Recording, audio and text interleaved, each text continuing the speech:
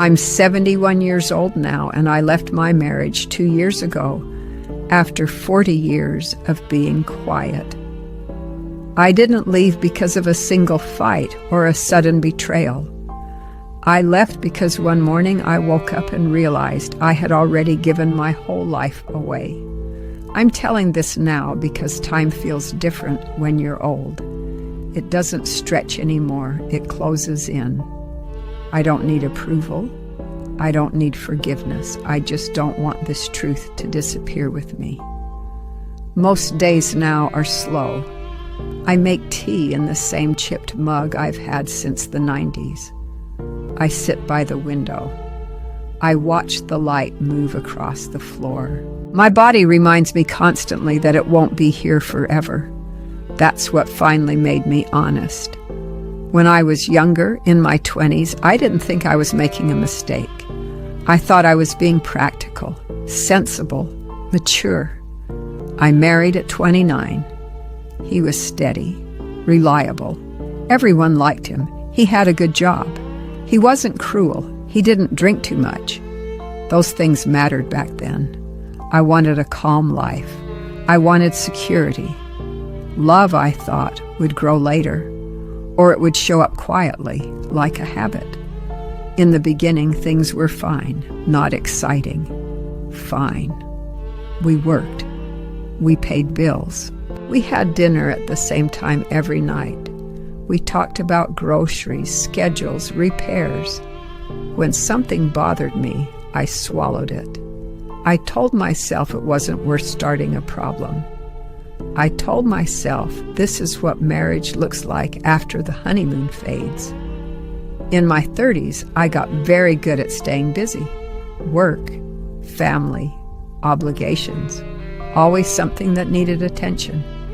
If I stayed occupied, I didn't have to listen to that small voice inside me. That voice wasn't dramatic. It didn't scream. It just asked quiet questions I didn't want to answer. Is this all? Is this how it's supposed to feel? We never yelled at each other, but we also never really talked.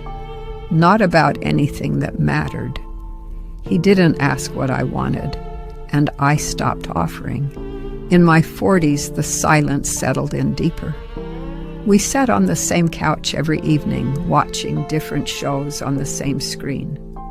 Sometimes hours passed without a word.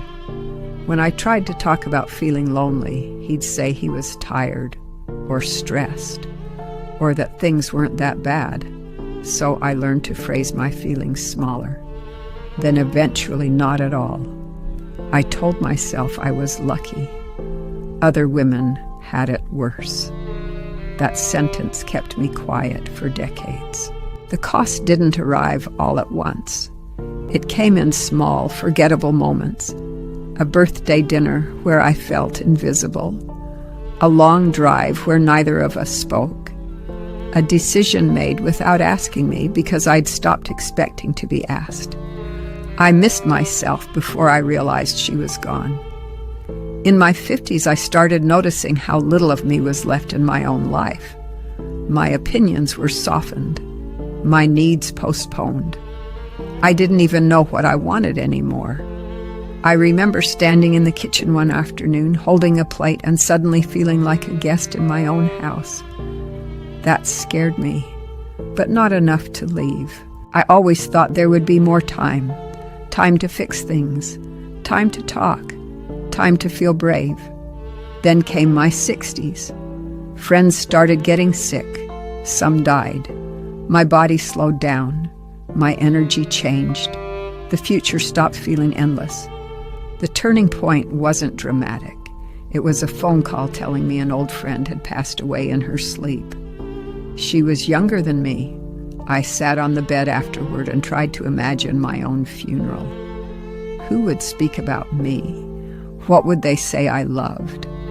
I couldn't think of an answer that felt true. That night, my husband fell asleep beside me, facing away like he had for years. I realized we were strangers who shared a history, but not a life.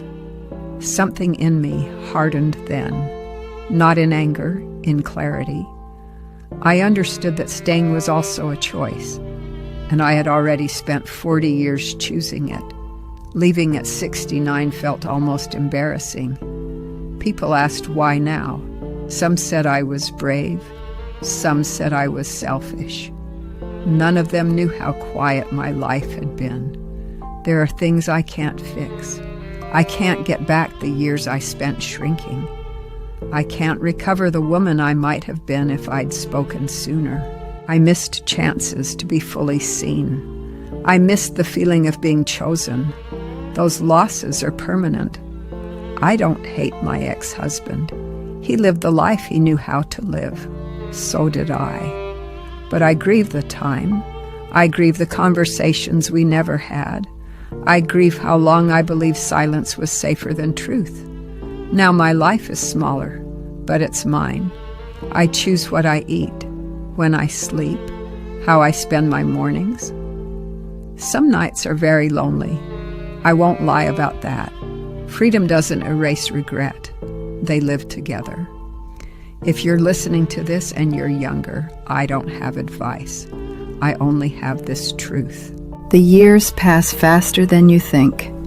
The quiet becomes normal before you realize it's costing you everything. You don't need a dramatic reason to want more. You don't need permission to speak while your voice is still strong. I waited until mine was tired.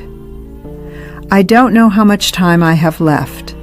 I feel it when I stand up too quickly, when my joints ache in the cold. I feel it in how precious honesty has become. If this meant something to you, you can sit with it. You don't have to do anything about it right away. I just wanted my life to be real for whatever time remains. And now at least it is. That will have to be enough.